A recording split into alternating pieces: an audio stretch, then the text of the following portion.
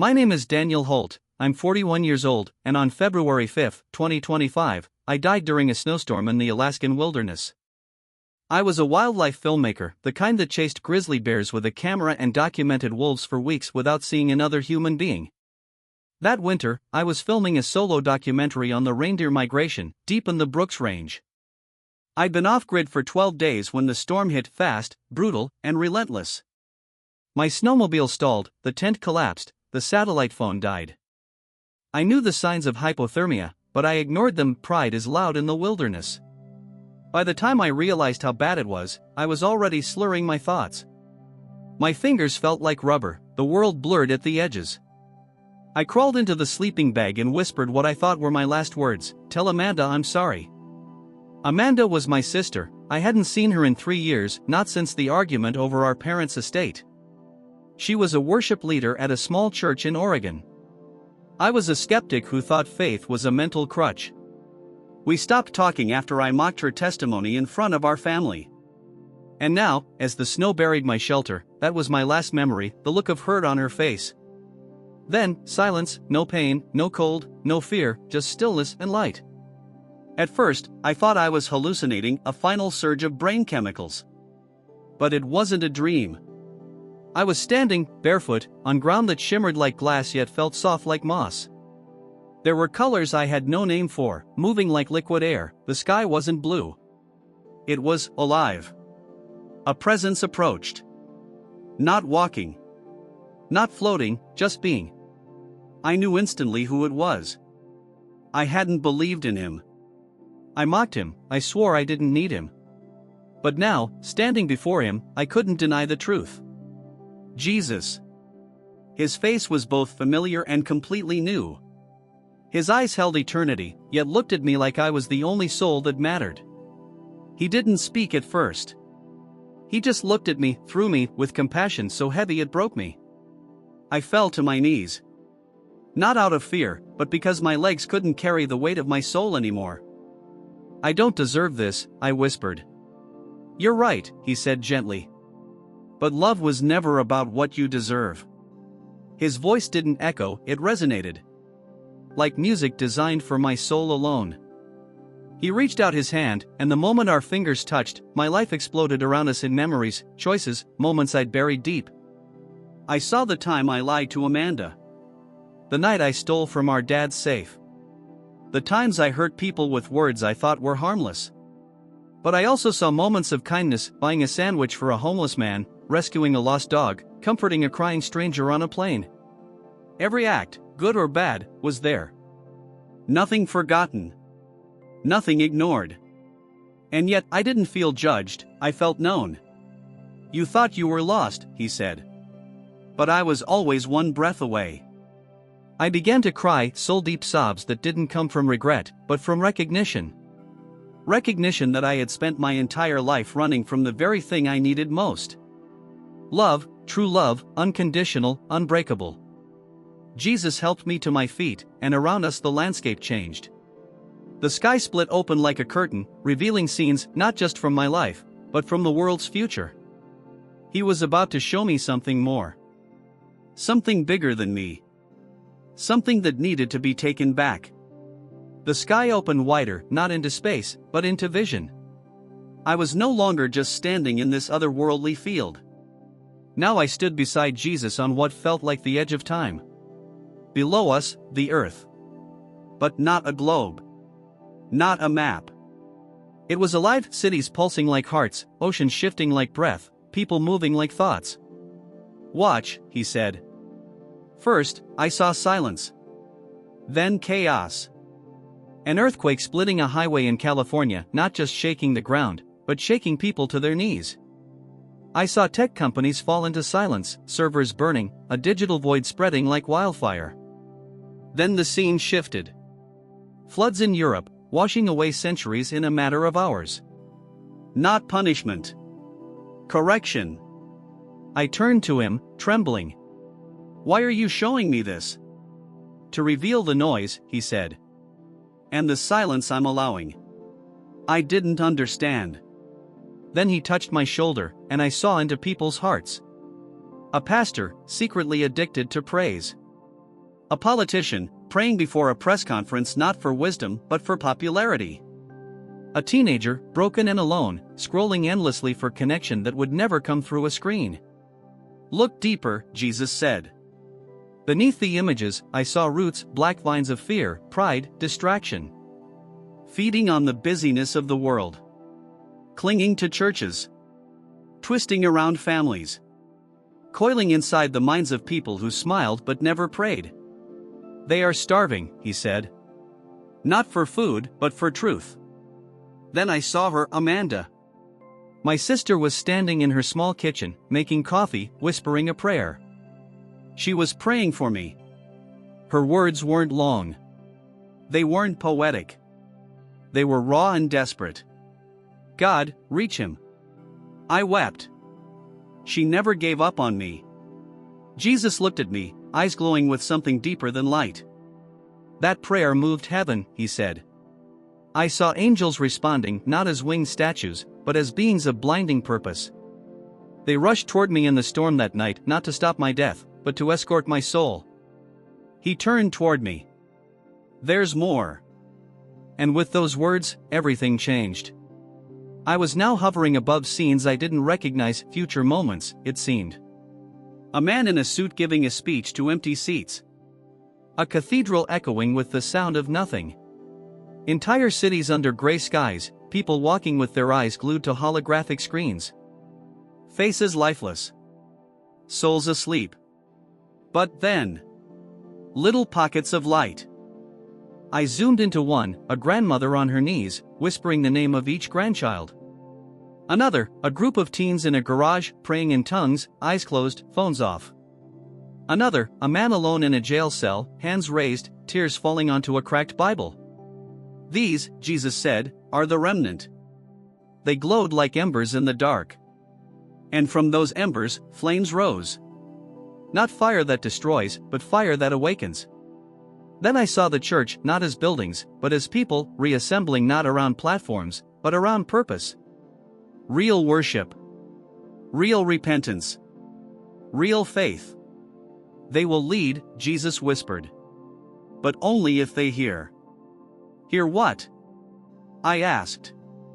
You. I staggered backward, the weight of his words crashing over me. You want me to go back? I asked, heart pounding. To tell people this? Jesus nodded slowly. They won't believe me, I said. They'll call me delusional. Say I had a hallucination. A fever dream. I'm not a pastor. I'm not even a believer. You were chosen not because of what you are, he said, but because of what you will be when you surrender.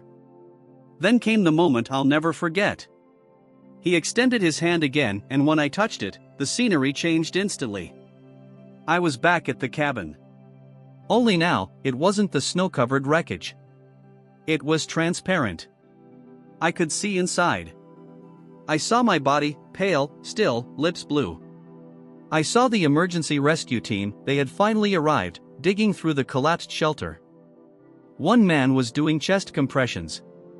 Another was yelling into a radio. She's unresponsive, he said. Keep going, the other yelled. Don't stop. I watched it all like a distant memory, and my stomach twisted.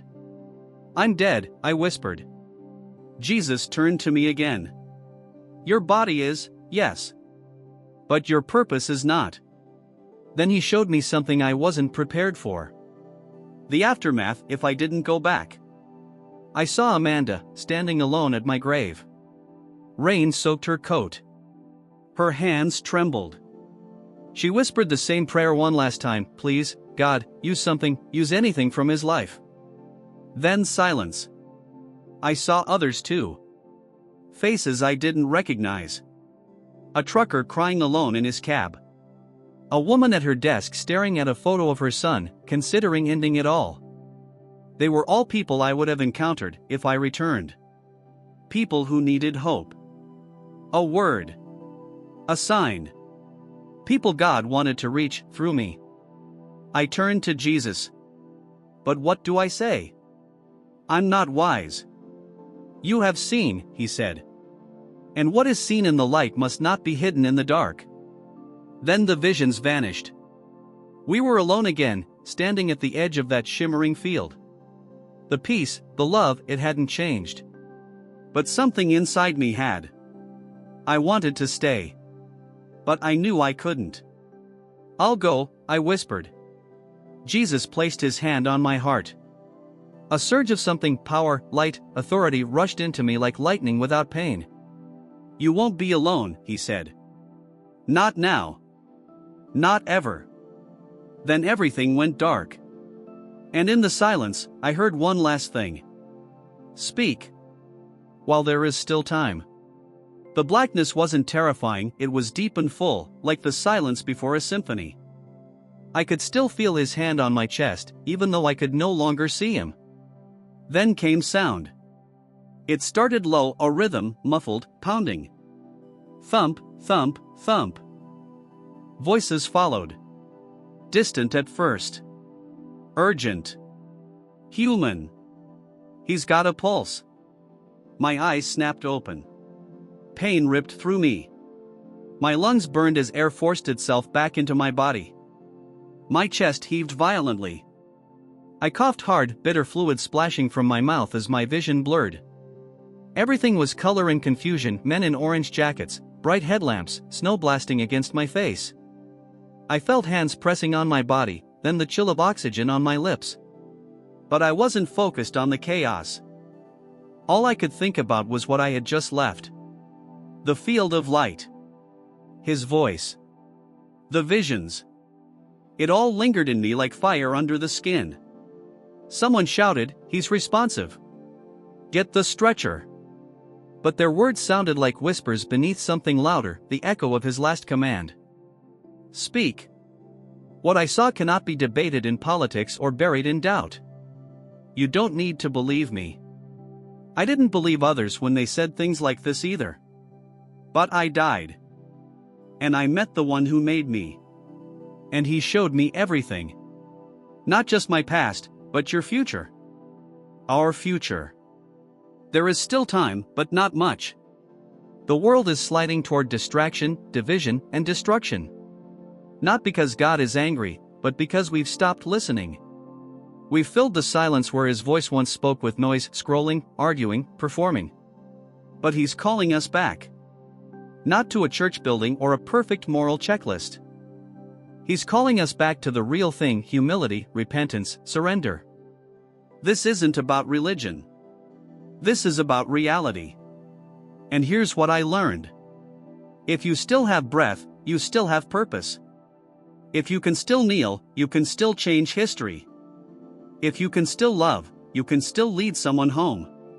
Get quiet. Turn off the world for a while. And listen.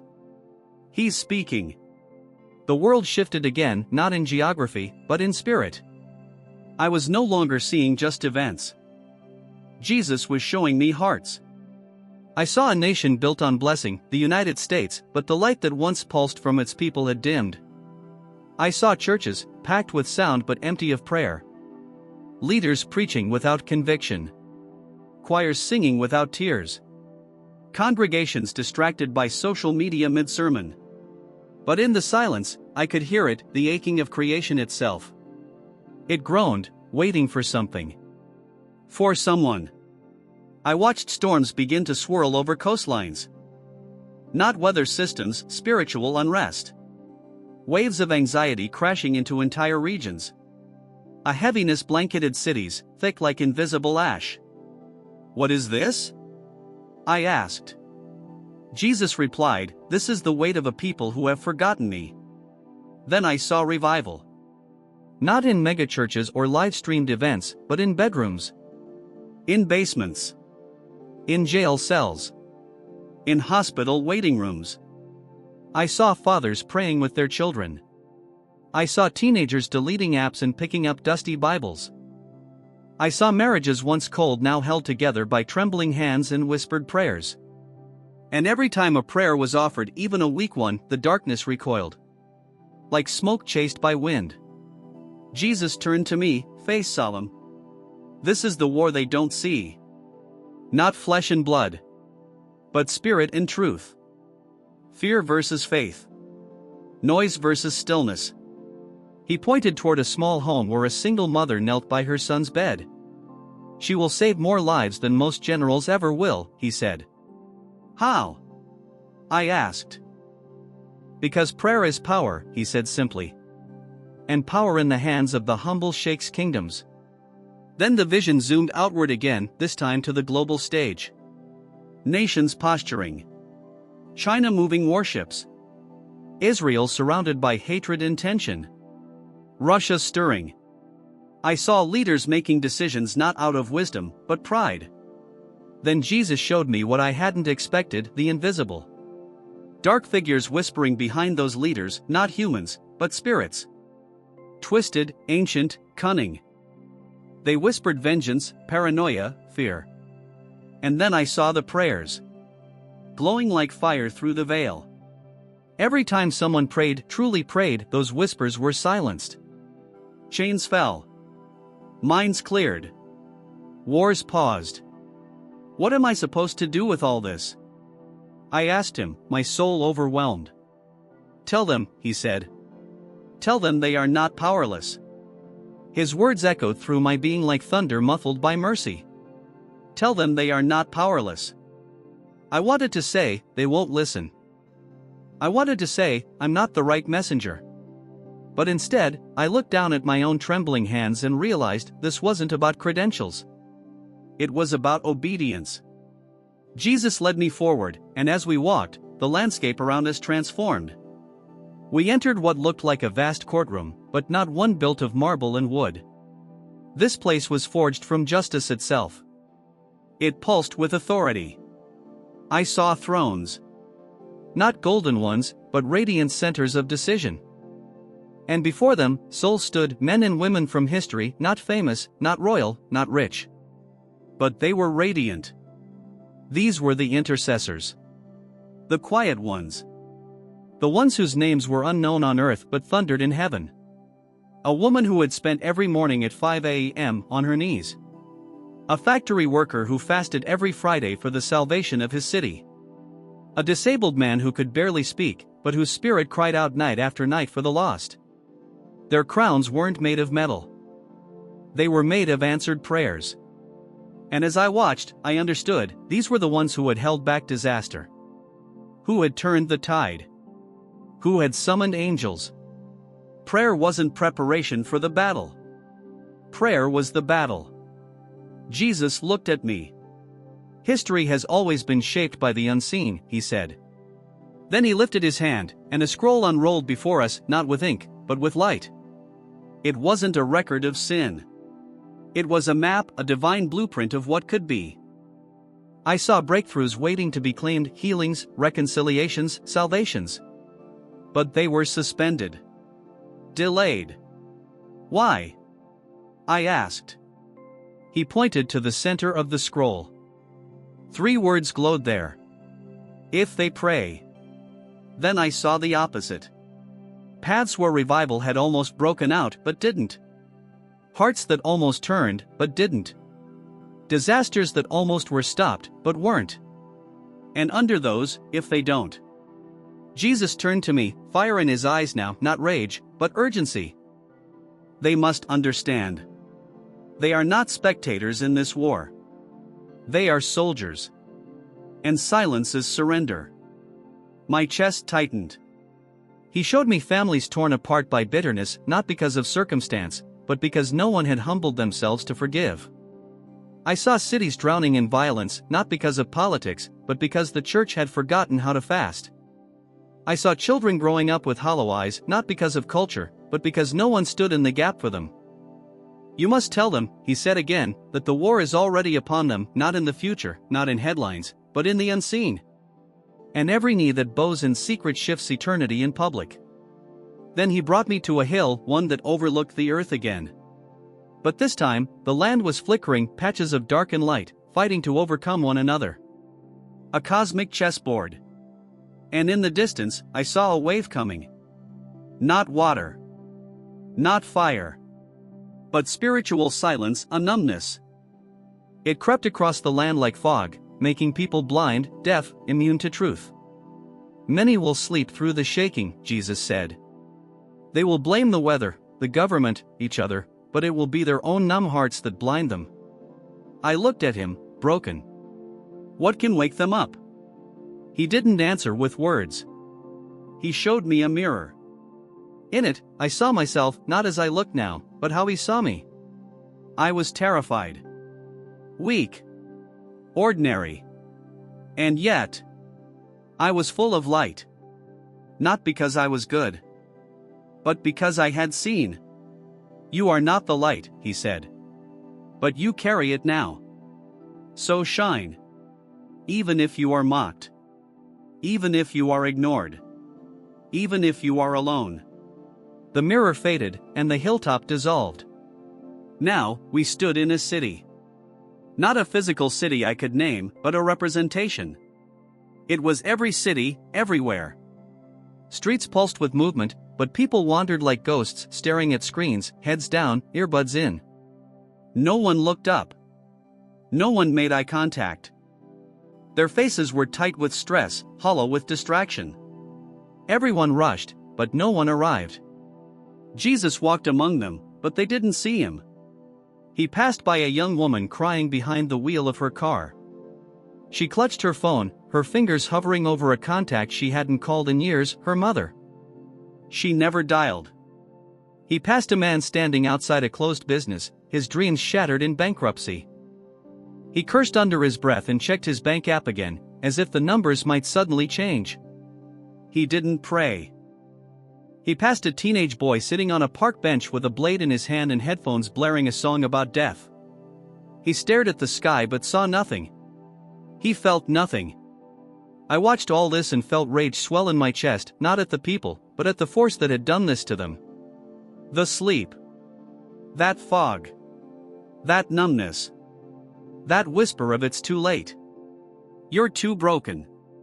You're alone. But then Jesus turned to me and said words I'll never forget. This city, it does not belong to darkness. It is only occupied by it. But one voice can break the siege. He raised his hand, and suddenly I saw ripples. A janitor praying quietly in a school hallway. A grandfather placing his hand on his grandson's shoulder and saying, "Let me pray for you." A barista writing a verse on a coffee sleeve, trembling, unsure if she should, but doing it anyway. Each of these tiny acts hit the city like tremors, spiritual earthquakes. Streetlights flickered. Chains cracked in the spirit realm. Demons hissed and withdrew. This is how it starts, he said. Not with movements. With moments. He led me to a final place, a hospital room. There was a woman in a coma. Her son sat beside her, reading scripture aloud even though the doctors had said it wouldn't matter. But in the spirit, his words were thunder. Fire. Light. Your words, Jesus said, create collisions in places you cannot see. Faith is not noise. It's resonance. Then he looked into me again. You've seen the veil lifted. Now you must tear it down wherever you walk. The scene began to fade. I felt the pressure returning, like gravity, like the pull of my earthly body. Is it time? I asked. Yes, he said. I panicked. Can't I stay? I don't want to leave you.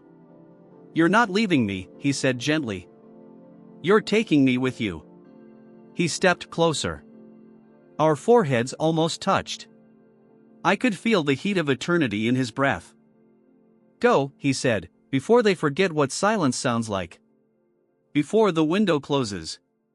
Before the last light goes out. Then he placed his hand over my heart. And pushed. I fell like lightning. Not through clouds, through dimensions. Through memory. Through meaning. Flashes of my life raced past me again, but not as judgment this time. They were a goodbye. A benediction. A final inventory of the soul before impact. Then. Slam. I hit my body like a fist returning to a glove. Pain exploded in every nerve. My lungs convulsed. My eyes shot open. White. Cold. Blinding light. I was back in the snow. The storm had passed. The sky above was strangely clear, like heaven had made a path just for the rescuers to find me. They screamed my name. Hands slapped my cheeks. He's awake. He's breathing. I couldn't speak. Not yet. But I remembered every word he'd said. I had died. I had stood in the presence of Jesus Christ. And now I had returned, not as who I was, but as who I had to become. Here's what I need you to hear from a man who stood before the throne. God isn't far. He isn't silent. He isn't done. You don't have to be a preacher to carry truth. You don't have to be perfect to be used. You just have to kneel. Turn off the noise. Fall to your knees. And pray like eternity depends on it, because it does. I died in the cold, and I came back with fire. You don't need to die to be awakened. Just listen. The medics thought they saved me. But they didn't know the truth. They had brought back a body. God had sent back a witness. In those seconds between death and resurrection, I had seen what most people spend their whole lives denying: the veil pulled back, the lies exposed, the war unveiled. And now, all I could think about were the faces. The ones Jesus showed me. The mother in the kitchen. The boy on the bench. The souls walking through fog with earbuds in and hearts offline. I hadn't just seen prophecy, I had seen people. And people are what matter to God. Not buildings, not status, not platforms, people. Their tears. Their questions. Their prayers whispered through clenched teeth. He hears them. And I had been sent back for them. To remind them that the battle is not against flesh, and hope is not found in comfort. The only real weapon we have is surrender. I gasped. The air hit like fire and ice. My eyes blinked once. Twice. The medics froze. One dropped the defibrillator pads. Another whispered, "He's back?" But I already knew. Not just that I was alive, but why. I had seen the war behind the curtain. I had heard the voice of Jesus. And now, I had one message to give before the world slipped too far. Wake up. Turn off the lies. Put down your fear. Close the screen. Pray. Pray like someone's life depends on it, because it does. Yours, your child's, your nation's. He's waiting, not in the distance, right here. Right now.